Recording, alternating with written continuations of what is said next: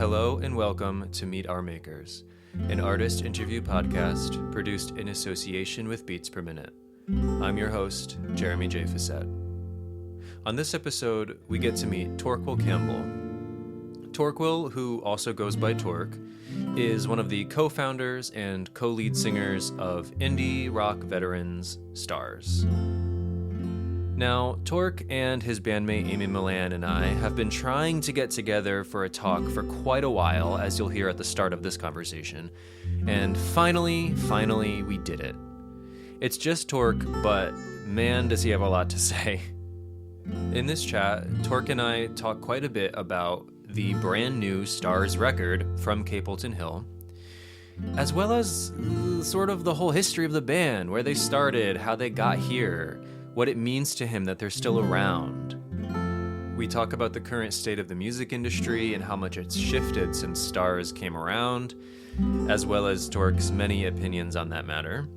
And we discuss what it means to him and in general to be making art with people you truly love, with people whose company you love, and the power of that love. It's a great talk. I'm so happy it finally happened, and I think you'll really enjoy it. This is me meeting Torquil Campbell from Stars. Hey, Torq. Hello. Can you hear me? I can. Can you hear me? I can. How you doing, Jeremy? I'm doing well. How are you? I'm good. I'm okay. I'm under the gun. That's the nature of. Well, just like I just the album have a coming out. Fuckload of work to do. Yeah, the album coming out, and then on top of that, I've taken on this song commission thing, and it's amazing. It's a blessing, but I've got 78 commissions, and I'm not going to be able to work on it, in a few weeks' time. I'll have to go full Stars. So I'm just trying to write. I've written 24 songs in 2.5 months. Nice. Which is a lot of fucking songs. Yeah, that's prolific. Yeah, it's like my own little Brill building over here. So I'm trying to channel Irving Berlin and just get it done. Right. Yeah. I want to talk to you about that, but we'll talk about that later. So thank you for we're finally doing it. I know. Sorry. It's really fine. Forever. Whenever I try to coordinate something with Amy Millan, it doesn't, unless it's like a lifetime career. Other than that, you can't really get it together. You can keep a band for 20 years, but yeah, I can do that, but we can't organize lunch. I know. So for people don't really probably even know, if whoever's listening to this when it's up, I've been trying, and I don't say this to rag on you at all. I have been trying to talk to you guys for about a year now. Granted, apologies everyone out there. Yeah, the thing is that now you've put off the disappointment so long that it'll seem like not a disappointment. That was my strategy. I'm not disappointed at all. Make you wait so long that my inanities will seem profound. Well, I was going to say, I hope my plan is working. I was going to say, for whatever it's worth, I invited you guys long before this album was even announced. I was just like shooting in the dark. I was like, hey, I don't know what they're up to, but I like them. I want to talk. I appreciate it. And so you guys, we tried. I did speak to Amy for about 4.5 minutes. I have a podcast, Jeremy. So I know what it's you do. Like to try and get people on. It's the least fun aspect of having a podcast. It's especially weird because I don't know how it is for you, but like from my perspective, I'm just over here doing this. Like I literally don't know anybody. So when I write for Beats Per Minute, so they help a little bit. So like with you guys, it's easy because you are very public about, we don't have PR, email us at this email address. So you guys were easy to reach, but most of the time that's not the case. Yeah. And so it's like this weird, really, really impersonal thing where I'm sending out an invite into the ether. Yes. And 4 people have to see it before anyone says yes or no. And then when I often get no's, because of course most of the time you get no's, I'm like, you probably didn't even ask. Yeah. You know what I mean? So no, you're saying no for the person. Right. And I get it. I do get it, but it's a weird process. So I'm happy you're here. I think when Amy talked to me last year, we were like waiting for you. And then she was like, I'll send him a text. And then she was like, oh yeah, he forgot.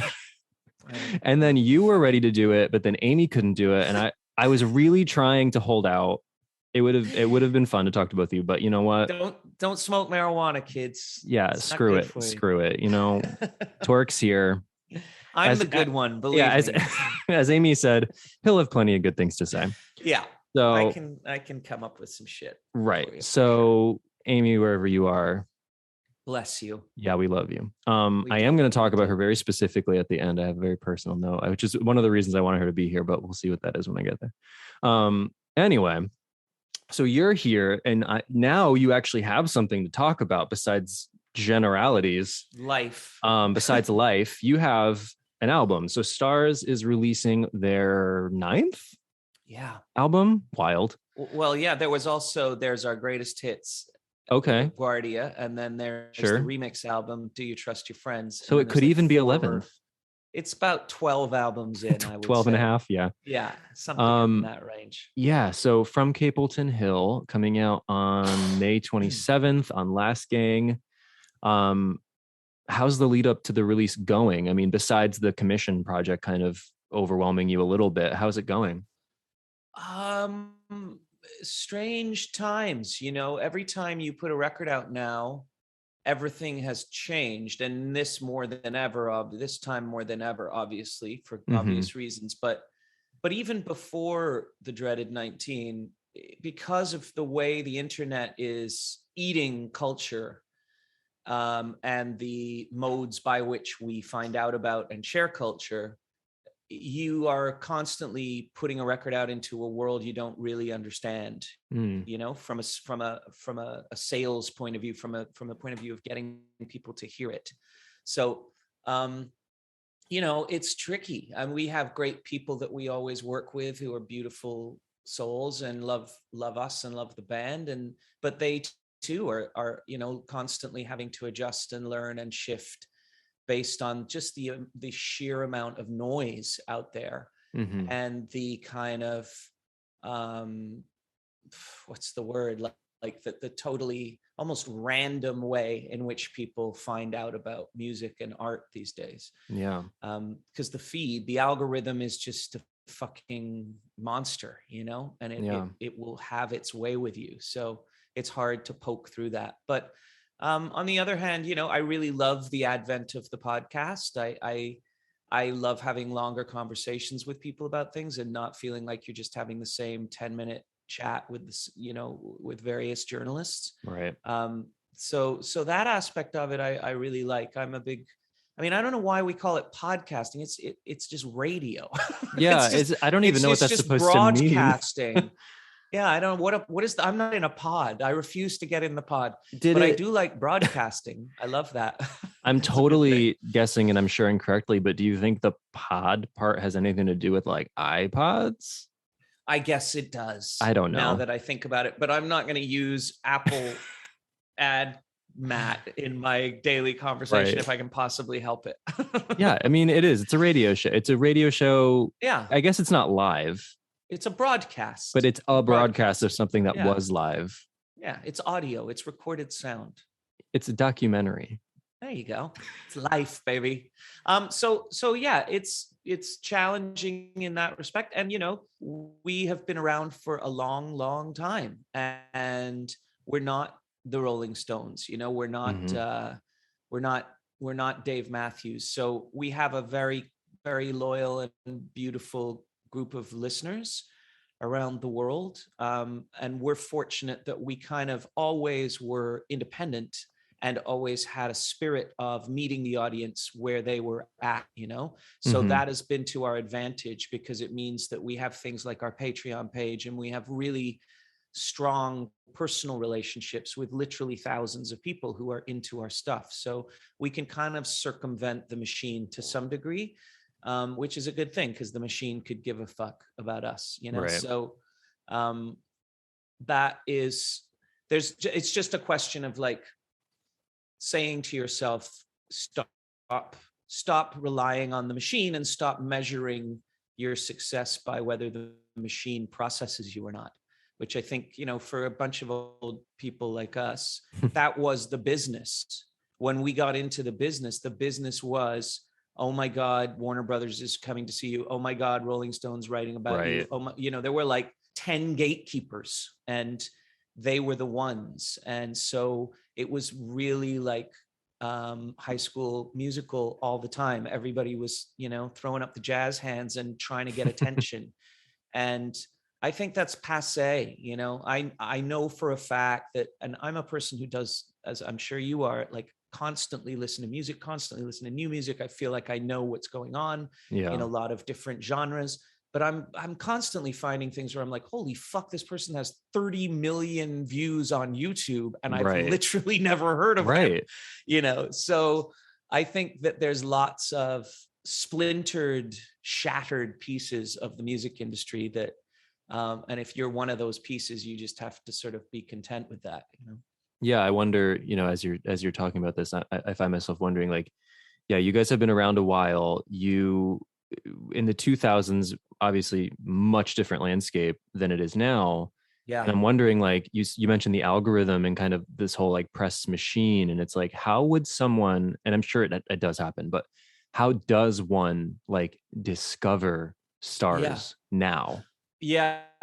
It's a weird thing, because you guys kind of don't really have to think about it. It's playlists, right? I mean, I think that's how people, I was at the Yumizuma show last night. Absolutely amazing band. If you have not heard, I've never heard of them. Oh, Mike, see, there you go. You'd love them, Jeremy, so much. You're going to write me an email a week from now being like, holy shit, dude, thank you so much. Beautiful pop band from New Zealand. And they were here in Vancouver. And, there's a good crowd out. But they just talked through the whole fucking thing. And I was looking around and I was like, right, this is a playlist audience. Right. This is a group of people who are casual listeners to this band, enough so that they decided to make a night out of it, but they actually don't know the catalog. They're waiting for one or two tunes. Mm-hmm. And, it was always that way. That radio was the same in a way. People would go to shows to hear one song. But it's it is what it is. You can't. The great thing about pop music is that it's stupid. And so as I get older, I have to keep reminding myself that stupid is as stupid does. And that's what I signed up for. And I'm into it. I like dumb shit. And pop music the industry is the dumbest fucking thing I've ever seen. So how would one find out about stars now? I guess somebody would tell you, but I think what the point you're making is, and I think about this constantly, how does a new artist make this work for themselves? Oh, it is nigh impossible. I can't, and I don't know how. I really, really don't know how. It seems to me there's only one way that it's happening right now. And it's literally like you're a bedroom artist and you get on YouTube and you get enough followers that you maybe do covers or whatever, and then you start writing your own stuff, and those people go with you, and then the traditional business finds you. And I know a number of artists like that who've done that, but that is its own kind of hell, because then you are enslaved to YouTube. So I don't know. But there is something weird about it, about like constantly making stuff and then watching it just kind of drift in the void. Yeah, it's weird. And I think the thing is that when before pre-internet, the void, you were not aware of the void. Like you were still going into the void, but the void wasn't like in your pocket, Right. And so it was like whatever progress you made was physical, incremental progress. When we started out, it was like, okay, we're going to Chicago to play Shuba's. There's 20 people here. And then we go back 4 months later and there were 40 people there. Right. And then a year later, there was 120. And, we played Shuba's 6 times. And then suddenly we'd sold out Shuba's, and then the next thing happened. And that kind of economy doesn't exist anymore. At least not in indie rock. I think that it does to some degree still in like the worlds of metal and hardcore and thrash and stuff like that. But yeah. But you guys are still going, so something's going right. Well, I do feel like I had this as like a side note. I do have this personal feeling, and I might be fully off base, but I have this personal feeling whenever you guys announce a new album, there's almost like a, whew, like there's another one. Because I feel like I get this urgency from you guys almost, that at least for the past few albums, that it feels like this could be their last one. Yeah. I mean, I don't know if that's accurate, but that's how it feels. It's been that way always, to be honest with you, man. You know, like this is 6 people trying to make this work together. And we split everything. We split every single penny we make. We have a vote on every single decision about every single thing, every t-shirt, every tour, every song list, every set is a democracy. That's the way it's been since the very beginning. And so there's no other way of doing it. And because of that, and the nature of the people in the band, if any one of us left, that would be it. The band would be over. Right. Like we wouldn't keep going. I think that's a misconception people probably have. They a lot of people for your band and other bands, but to use yours specifically, would probably say, oh, the band would only end if Torq or Amy quit. Yeah, no, but that's not true. No, not at all. I mean, in fact, like we're probably the 2 most expendable people. So, you know, it's just, people ask us this a lot, of course, now. How did you, how have you done it? How have you kept it together? Yeah. You know, I've been married for the same length of time I've been in this band, pretty much. I don't end things, you know, and I'm not an ender, and neither's Amy, and neither is anybody else in the band. It's sort of pure luck that we all got together to do this. We knew a lot about each other at the time, but we didn't know that we were all had this particular character flaw, which is that we just don't like endings, and that we're very long-term commitment kind of people, you know? And I think it's not just us. I mean, this week, Tegan and Sarah, Arcade Fire, Metric, and us all put out singles. Yep. All those bands are still together. Yeah, Canada's buzzing this week. You know, and those are, I mean, Tegan and Sarah, I guess they have no choice. They have to be together. But the rest of us, we've done that, you know, marriages, babies, kids. Interband marriages. All of it has happened. People getting divorces within the band, people breaking up, you know, and all of that has happened, and we're still doing it. And I think that that's just the kind of world that we all came from, and the era that we came from was that you had to work a very long time to get anywhere. And that meant going through the hard stuff with each other. And once you've done the first 10 years, it's kind of cruising, really.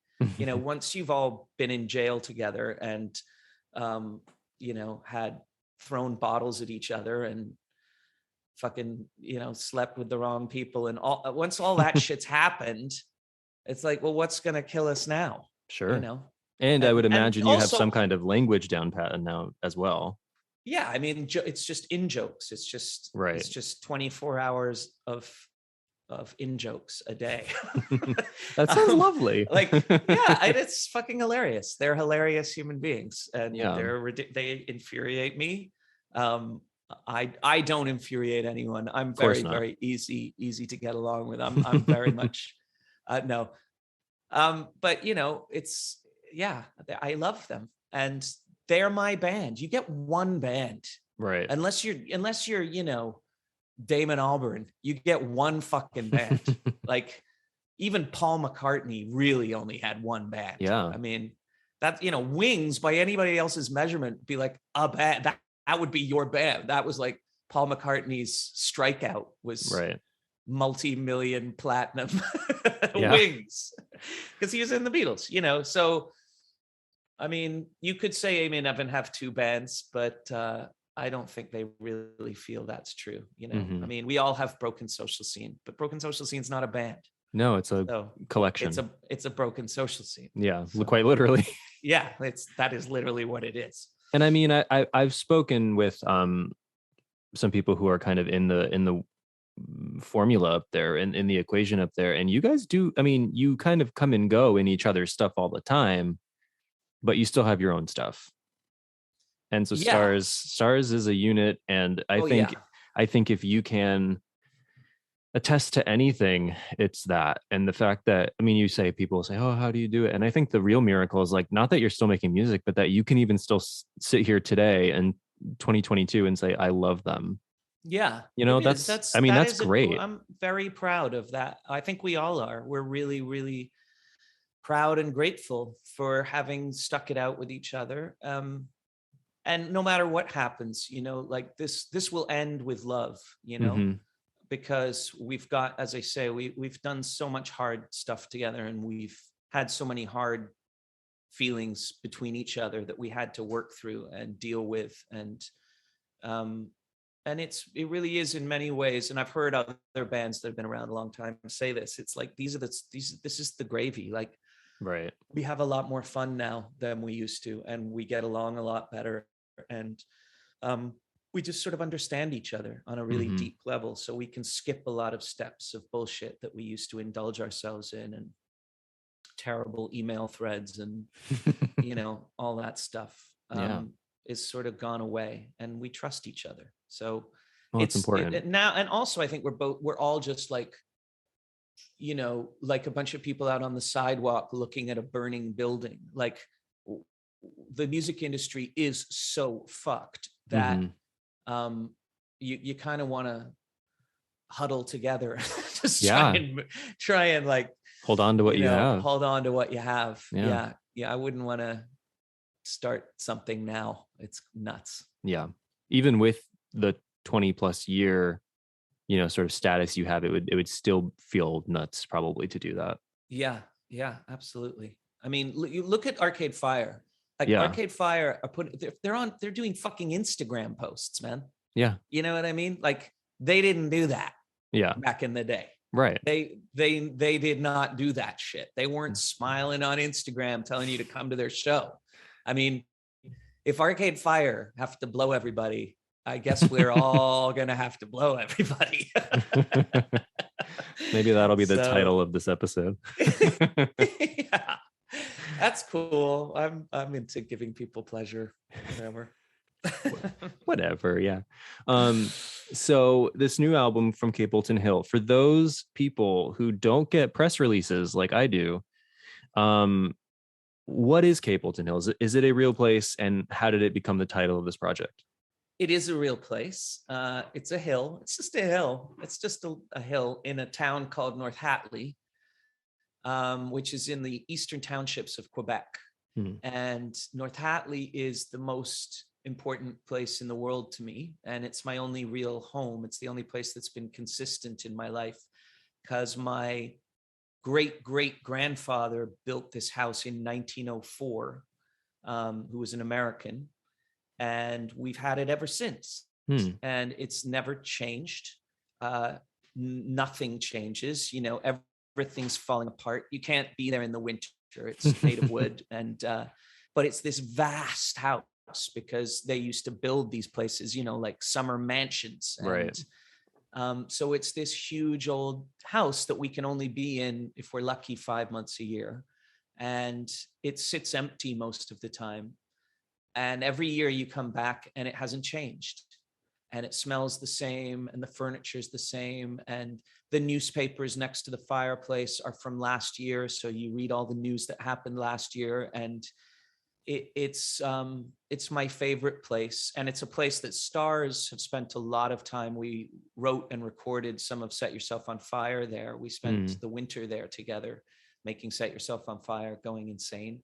And we still go there all the time. Chris and I wrote Snowy Owl up there, and Amy and Evan bring their kids up there all the time. All of Stars were there on September 11th. Oh, wow. So it's been a place that has just been in our lives, all of our lives. And I think it represents to me, like, the idea of From Capelton Hill is that this record comes from somewhere that doesn't change, that everything has changed, everything is changing. But in this place, on Capelton Hill, things don't change for at least another year. And as you get older, as you as your children grow up, you start to realize like you just want to hold on for a second longer to things, and it just can't be so. And I think that the pandemic really hit me personally in the face with that recognition. Right. That there are things in the past and they're not coming back. I'm not going back. Yeah. So that's heartbreaking, but it is true, and it's the way it is. And you have to drive on. You gotta head into the future and make new memories. And this is something stars have been obsessed with for so long, which is that life is about losing. You have to let go of everything you love. You have to say goodbye to everyone you love. And that's the cost of love, is that you have to let go of it. Yeah. So, more of the same sad shit from us. and yet, for the most part, the record it doesn't have like a dour energy to it. No, it doesn't. So we had a great time making it. And, once we got in the room with Jace, Marcus was there with us through a lot of the songwriting part of it, but Jace was sort of the guy we made the record with mostly. And we should mention that's Jace from Besnard Lakes. Yeah, and Marcus Paquin, who's a great producer in Montreal and our old friend. But Jace, he's got this place, Break Glass, which is just legendary. You all own records made at Break Glass Studios. And yeah, I know Jace I do. I have Besnard Lakes records. He's just a force of love and good vibes and nature. And I chatted with him and Olga for the show 2 years ago. They were lovely. Well, he's a killer human being, and he brings joy, and he's so great on the board, and he's so great with guitars and with vocals, and he's a huge, Smiths fan. So we had that together in common, and we just started going for it. And I think the record, like, what do people say, what does it sound like? If I had to, if in a push, I'd be like, it sounds like pre-2005 Morrissey solo albums without the racism, obviously. we've cut that out, but the records were good. The records sounded great. They were big, they were indie records, but they were big, and we wanted to do that, and Jace is great at that. Yeah. So then this idea of Capelton Hill kind of representing that sort of contradiction of memory and loss, and how we try to hold on to things that we literally cannot hold on to anymore. Did that come before the song From Capelton Hill, or was that kind of a piece? That came, I guess, before the song, but it's hard to say. So I was like, I knew very early on that I wanted to involve North Hatley in the record somehow. And I knew that, like, I wrote that song, the verse to that song. Amy wrote the lyrics for the chorus, but I wrote the verses, and I wrote those closing the house up. So the opening line is close up the house for one more year. And that's what I was doing. So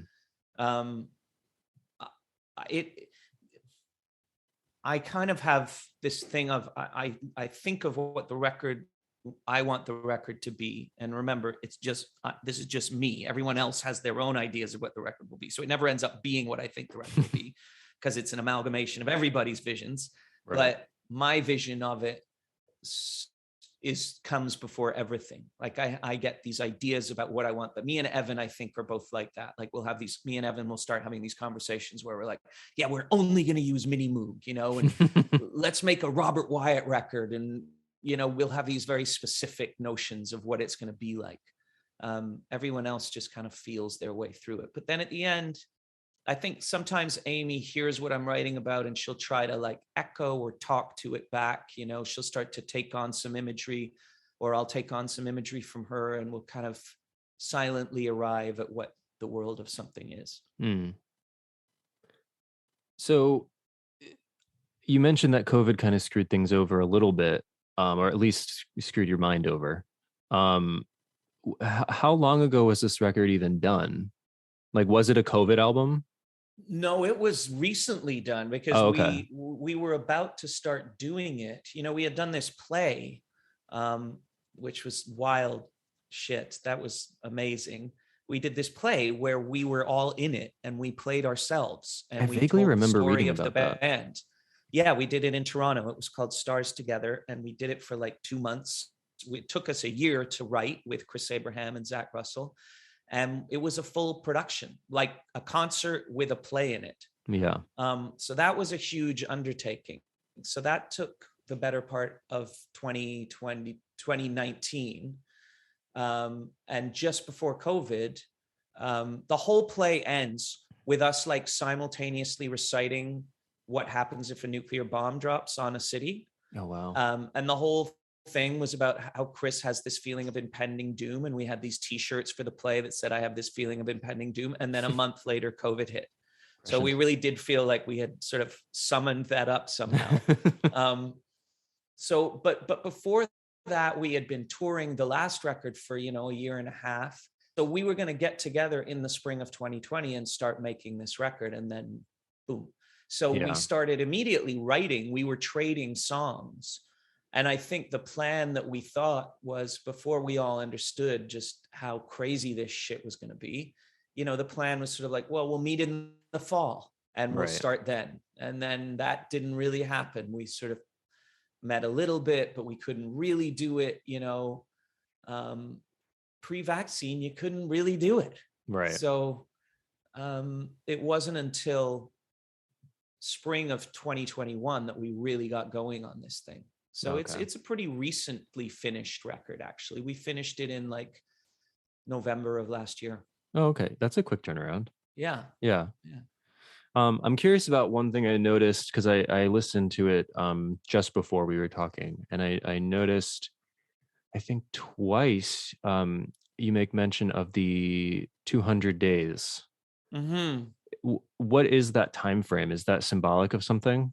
I think that's probably the amount of days it had been since we were all locked inside that I wrote that song. I think it was, for a while, it was 600 days in Capelton, on Capelton Hill, because I wrote that last year, late summer last year.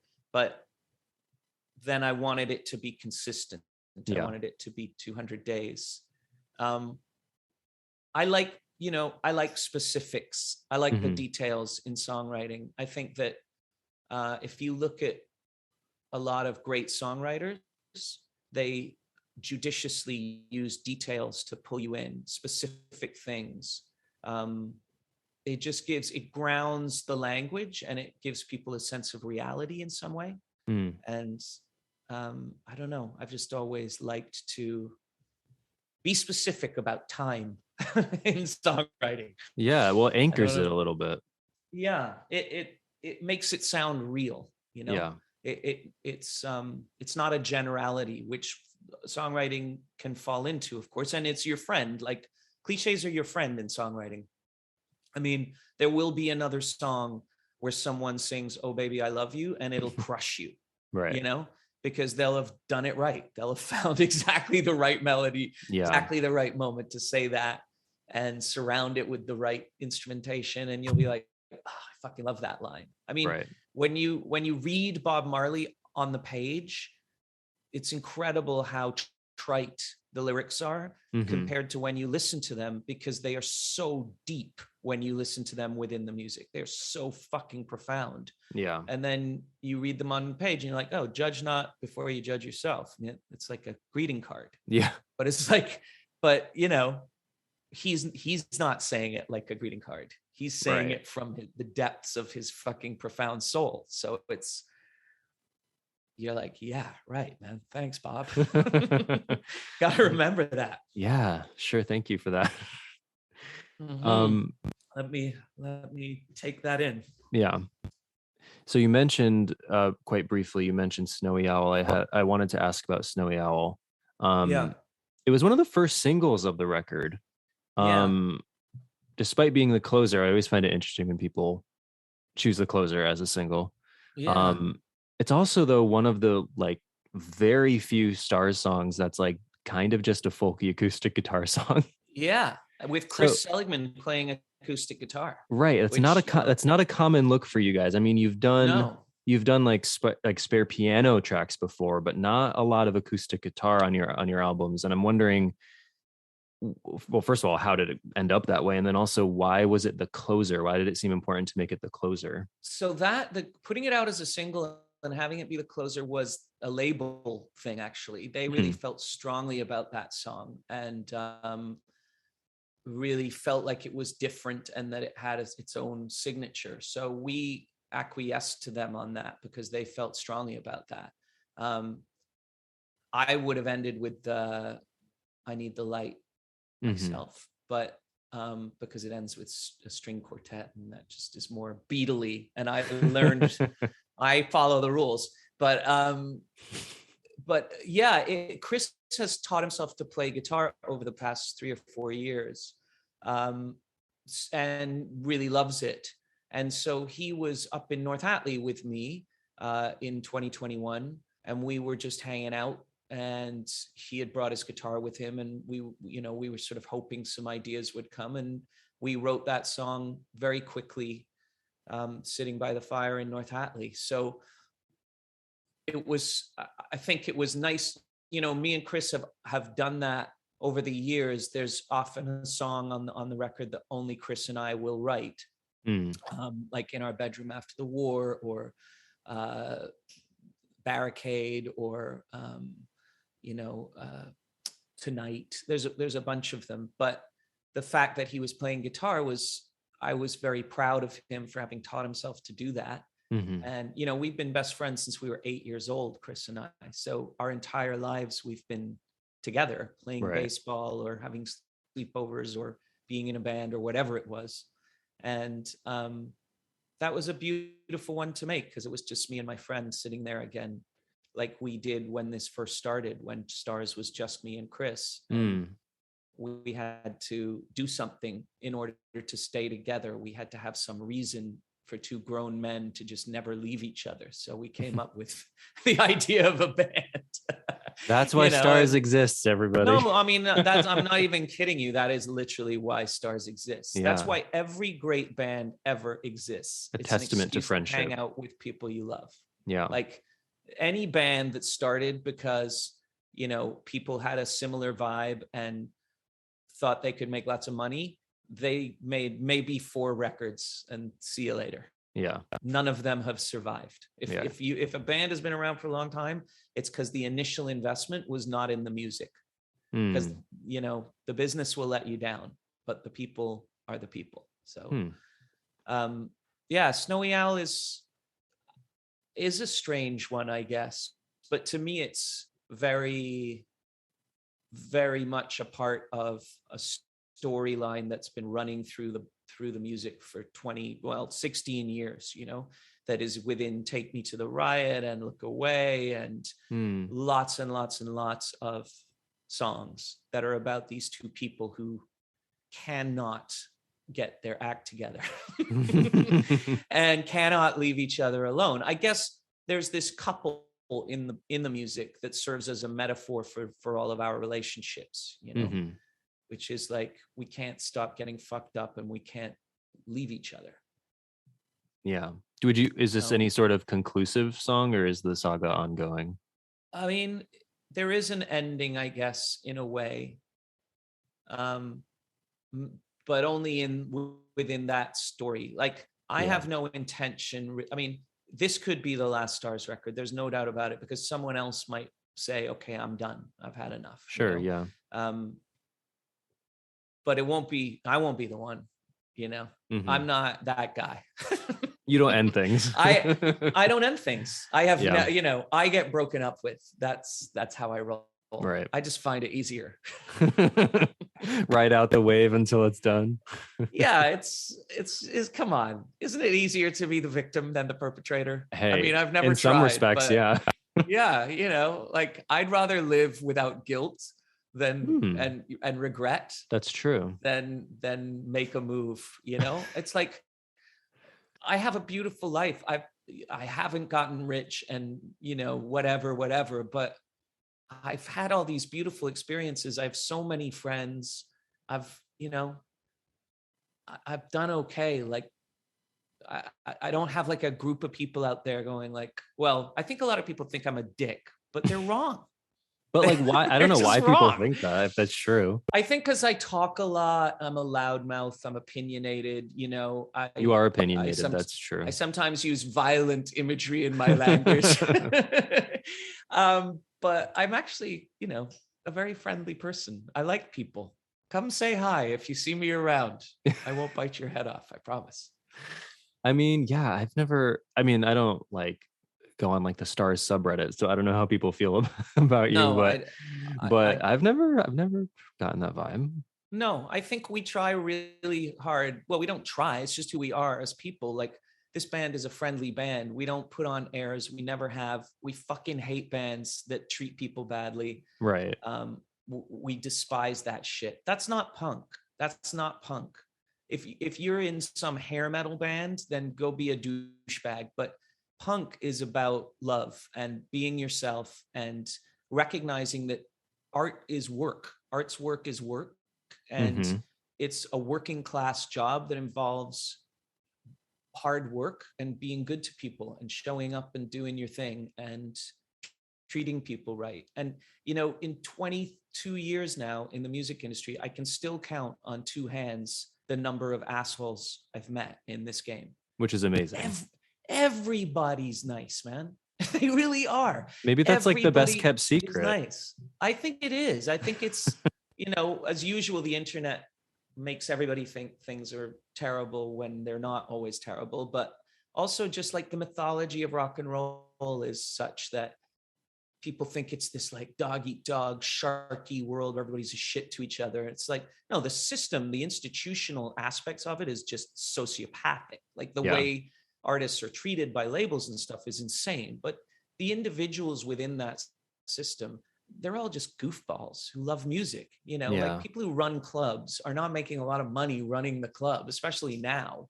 They just fucking love having bands through their town, They're total idealists. So I don't know. I think we forged a lot of great relationships over the years with promoters, with club owners, with fans, with bus drivers. We try and be friends with people. Okay, so now I'm on to my random questions that have nothing to do with what I was talking about. Sounds good. Okay, fine. I'll just start here. I was going to ask Amy the inverse of this and then you this question, but since she's not here, you'll be the only one who gets it. What's the opposite of the inverse? What do you mean? Well, inverse, like etymologically speaking, it suggests that there's an outverse. Do you understand what I mean? Yeah, I do. Somebody out there. I'm an English teacher. I should know this. Well, I think I might have just stumped the English language. Damn it. Well, the English language from an English teacher's perspective, this language sucks. Yeah, it's ridiculous. It's such a weird. It's total doggerel. Yeah, it's such a weird language. It's a real mutt of a language. So I was going to ask Amy what her favorite Torq song is. Oh. So I'm going to ask you, what is your favorite Amy song? Favorite Amy Millan song? Yeah, my favorite Amy song. There's a lot to pick from. There are. Oh, man, that really is a tough one. Right now, I'm going to say Look Away. Okay. Which is on No One Is Lost. I think it's just, a gorgeous Patsy Cline country ballad. She's good at those. That has some beautifully graceful melodic ideas and lyrical ideas. And I love singing it with her. We always choke up a little bit when we sing that one to each other on stage, because I think it's like the essence of pleasure artistically for us is how long we've spent singing together and how much work we've done up on stage. It's pretty incredible that I have someone like that in my life, that I'm that close. Like we can guess how each other are going to phrase things during a live show. I can feel Amy's going to change something, or she can feel that I'm going to change something. We just go with each other, and Look Away is like a perfect song to do that on. So Look Away. Good answer. And also an unexpected answer. Why? What do you I don't know. think I I just would've feel done? like most people, when they think Amy songs, are going to think of like Calendar Girl. Now that's a Torquil song. I Well, wrote that song. then See, maybe that's what the I other mean. thing is that I think people think some songs are songs that are like people, you know what I'm saying? Some Yes, I people do. think I wrote stuff that I didn't write, and Amy wrote stuff that she didn't write. I guess what I meant then was favorite song, like sung and performed by this person. I see. Oh, Which Look I Away would see. still work. Yeah, Calendar Girl. Well, you wrote that one. So. Yeah, I set her up. She knocked it down. What can I say? Is there any song that you just like absolutely never get tired of playing live? Oh, That you play a lot? Because I know there are some you guys play a lot. Yeah. I love playing Hold On When You Get Love. That's a great song. Because people love it, and it's joyful. And yeah, I love playing that one live. I know you don't probably sit around listening to Stars records, but that's a really good like car song. Yes. I listen to Stars records obsessively to the point of madness, right up to the moment that we master it. And then I never listen to it again. I get that. But you know what? This record, actually, I've been putting on every once in a while. I've been putting songs on just because I like it, which is highly unusual. The last couple of records I've listened to more than all the others because I think they sound better than all the others. So I do think that's a there's strange less on thing. It that bothers me. That's the thing. There's these little things sure. on the records where you're like, I'm never going to be able to change that, and it's going to suck every time. I guess that's why like a lot of musicians don't listen to their work. A lot of actors don't watch themselves. And I get it, but with music anyway, I'm always like, well, don't you like what you make? My daughter asked me the other day, Daddy, if you weren't in Stars, would you like Stars? Yeah, I think that's a valid question. I think I would. Yeah. I think of course I would. I think if you didn't or wouldn't, it wouldn't sound like it does, because you are part of it and you have a say in it, and then you put out these records and you stand by them. So why wouldn't you like it? Yeah, I think the possible exception to that is Radiohead. I bet Tom York would hate Radiohead. Well, that's why he has the smile now. Yeah, exactly. He's like, fuck that shit. I hate Radiohead. He'll start to hate the smile. Oh, geez. Then we'll get another. Then there'll be another thing. Yeah, another thing, another Tom solo record. Who knows? Yes. I lost my train of thought. Oh, yeah. Let's talk about your song commission project. So yes, you started this quite recently. Was it a direct result of kind of COVID and feeling kind of distanced from engaging with people? No. Or why did you start this? Poverty. Or fear thereof. That's as good a reason as any. Yeah, no, I mean, I was literally like lying in bed on like January 5th, that awful first week of the year where you're just kind of like, oh my God, what is my life? And I was lying in bed thinking, what the fuck am I going to do? Like, Stars has like everybody been devastated by COVID. We weren't able to play shows for 2 years. We haven't been paying ourselves a full salary for 2 years. Yeah. We're still not back on our feet, and we won't be until we can tour, which we're, please God, about to do. Knock all the wood in the world. I think you'll be okay. I'm hoping you'll be okay. Yeah, man. It has to be. It just has to be. So I was lying there thinking like, okay, I'd been commissioned to write a play, which was going okay, but which was a huge slog. And again, like I think the thing about being an artist is you don't make any money until the art gets made. Right. You might be given a bare scraping by wage from someone to make it, but then in order to really make money, you've got to get it out there. So this is the terror of the last 2 years for people. It was like, I could make stuff, but then what? Like, you play an online show. I did that. It's horrible. It's a horrible experience. It's super weird, isn't it? You put an EP out. I did some of that. Like, I watched amazing records go by, just disappear into the ether because nobody could tour on them. So it's like, fuck, what are we doing here? And I knew that the Stars record wasn't coming out till the summertime. So I thought, okay, you've got to make some work for yourself. You've got to hustle here.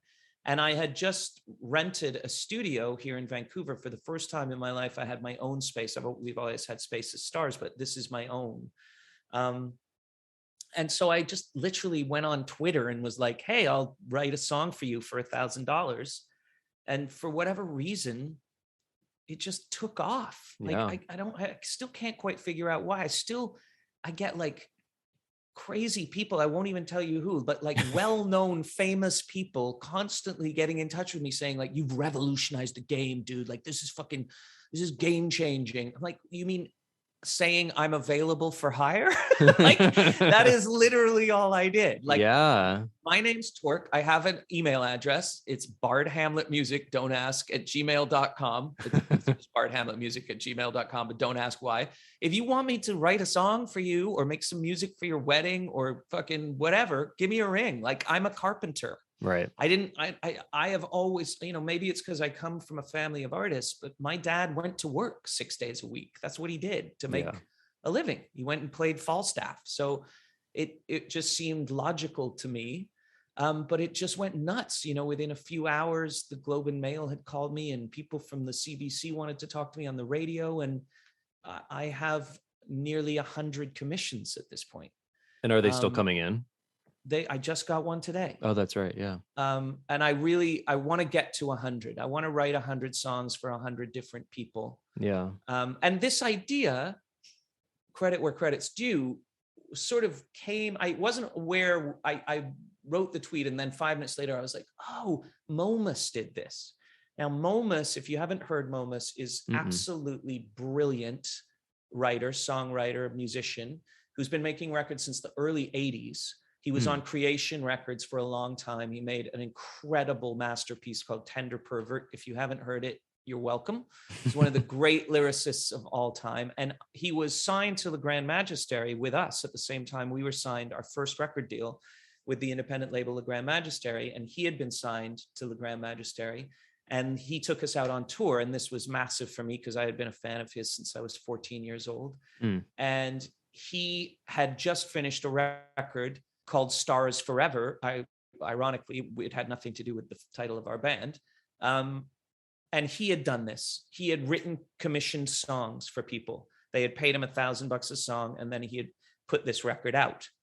The only difference is I'm not going to put the record out. These people own this song. Right. Like, if you get a song from me, it's yours. You can have it. And everyone's always like, dude, are you sure this isn't, won't you regret this? I mean, that's a lot to give away, a song for only $1,000. Do you know how many Spotify plays you need to earn $1,000? So I know many. 400,000. Yeah. So I can either sweat blood trying to get 400,000 different people to listen to my song in the background once, or I can get one person to tell me a little bit about themselves and write a piece of art for them and have them treasure it and have it be their anthem and have an interaction with them that's creative and beautiful. And it's just been total joy, man. It really has. It's just been amazing. Like, I love the removal of the search for ubiquity. It is not, I don't need to worry about whether Pitchfork likes it. I don't need to worry about whether anybody except my client likes the song. As long as my commissioner likes the song, I'm happy. Yeah. And then they pay me and that's it, and I send them a card with the lyrics inside saying it's their song. I had my friend Megan make these handmade cards. And, you mail it to them? I mail it to them through the snail mail. So they have something physical to hold on to. And it's just been beautiful. I've written 24 songs in like 2.5 months. I just sit here from 9 to 5 every day. I remember reading an interview with Damon Albarn, who's one of my big heroes. I really admire him. And they were like, how do you do it? How do you make so much music? How can you put out 4 albums in a year? And he's like, it's not that complicated. You go to work at 9 a.m. and you leave at 5 o'clock. Yeah. And I'm lucky enough to do that. And so is he. He's in a much better studio than mine, but we're both lucky enough to do that. And I know a lot of people aren't. So it's not a solution for people who have to go and work 8 hours and then want to try and create. I think that's a much braver, much more complicated proposition. But I just love the aspect of it being like, like being a tailor or being a guy who makes furniture. Like I just make a table and here's your table, just the way you wanted it, the right height, the right size, boom. Yeah. It's beautiful. Yeah. I think it's a very special idea. And people saying like, oh, aren't you giving away a song that's so much to give away? It's like, well, is it? Like, it is your job. Like, this is what and you it's do. just a song. It is just, and it's for someone. Yeah, exactly. And I've gotten to hear amazing stories and been let into people's lives in this incredibly generous way. People tell me amazing things about themselves or people they love. And it's also really nice to just be focused on praise music. I don't have to come from some difficult place within myself or whatever. It's about other people. I have an instant subject for my song. Yeah. So the hardest part of creativity, which is the initial impulse, is taken care of for me. And the execution is a breeze because I have all the clues I need, Yeah. I think songwriting is a lot like Sudoku. You get one thing and then you just kind of fill in around it. And that's how I've always written songs, Like, God, that was strange to see you again. I had that. That's all I had, Yeah. And I knew that that's all I needed because that set up the whole idea of like, oh, this guy hasn't seen this person that they had relationship with for years and they run into each other at a party. That's the song. Yeah. And that's Your Ex-Lover Is Dead. So yeah, which went on to probably become one of Star's like biggest songs. Yeah, it's bigger than the band. You know what I mean? Like that song is bigger than the band. Yeah. There's a lot of people who listen to that song who have no idea who does it. Yeah, or that there are other songs by you guys. Yes, exactly. Like which is strange in and of itself, although there is kind of a sweetness to that, I suppose. Yeah, I love that. I don't mind. I met a guy once on a plane who was like, I told him about my band and he was like, oh yeah, I never heard of you guys. And then we stopped talking. He put his iPod on and he was sort of scrolling through and he's like, oh shit, look at this, man. I have 30 of your songs in my iPod. Yeah. It's like, yeah, that's great. As long as you like, nice. As long as you're listening, I don't give a shit if you know who I am. Right. Just feel it, feel it. All right. Before I let you go, the personal anecdote that I mentioned earlier. So one of the reasons I really wanted both of you and Amy here is because of this. So I've been a fan of you guys for a long time.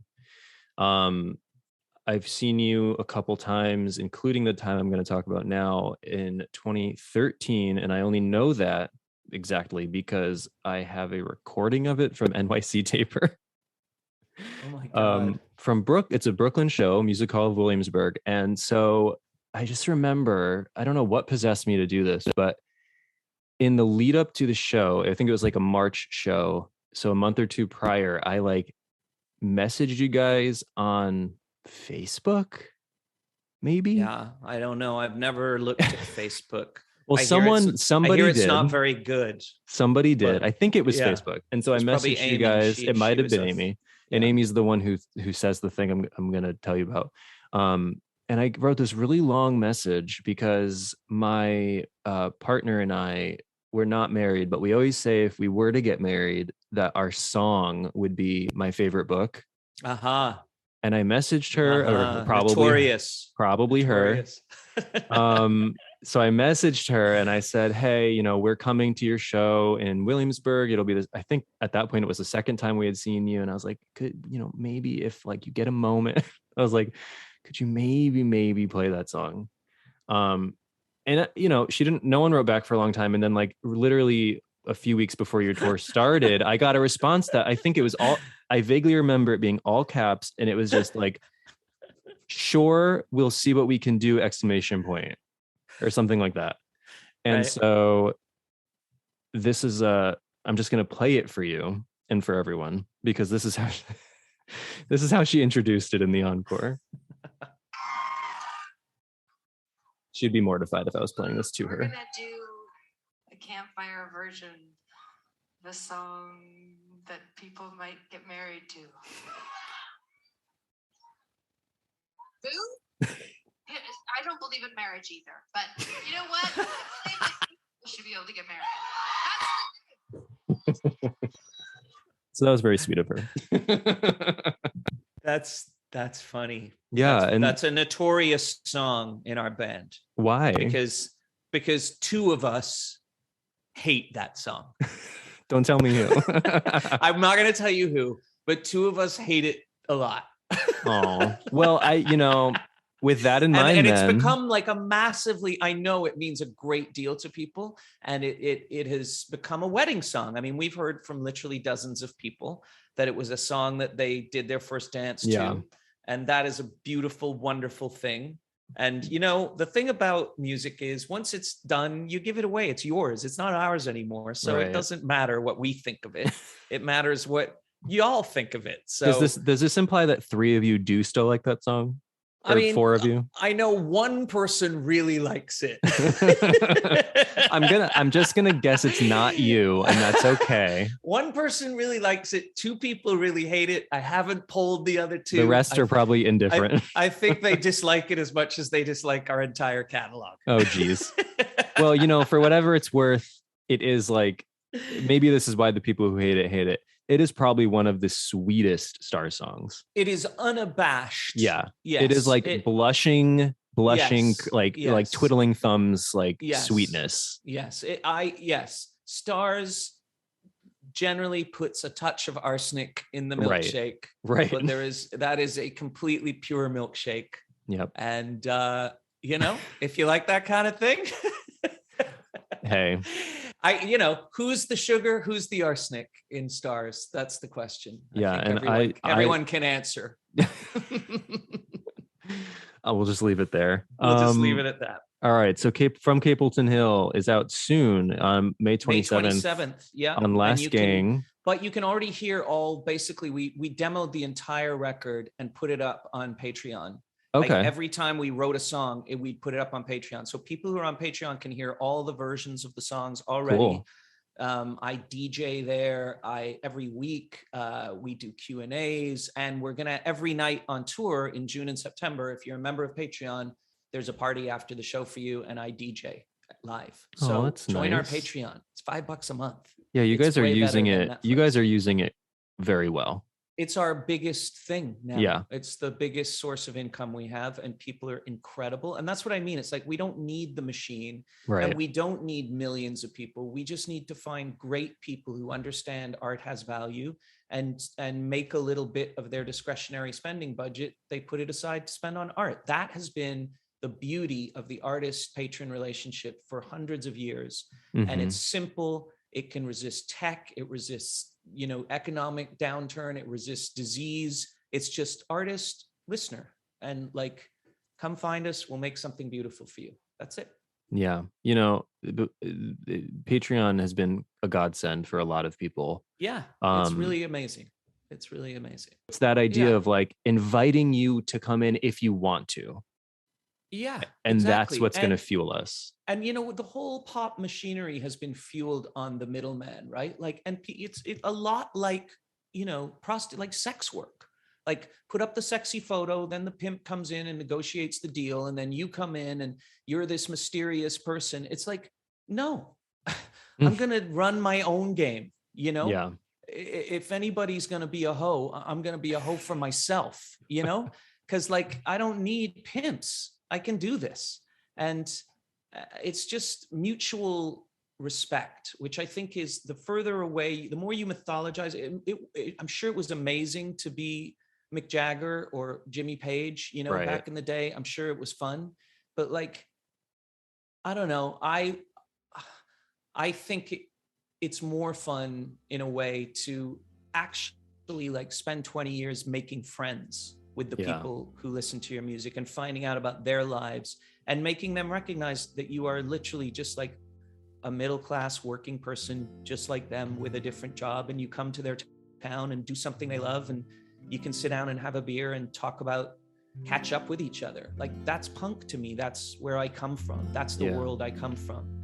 And you know, even though we sound like the Captain and Tennille sometimes, we are never not punks. Punks is about, it ain't what you do, it's the way that you do it. Well, on that note, thank you very much, Torq, for talking with me. I'm so glad we finally got to do this. We finally did it. Let's do it again. I'm so happy. Yeah, I would love to. I could talk to you for hours. I love that. All right. Well, I'll keep in touch. Thank you very much for talking to me. Thanks so much. Talk to you soon. See ya. Bye-bye.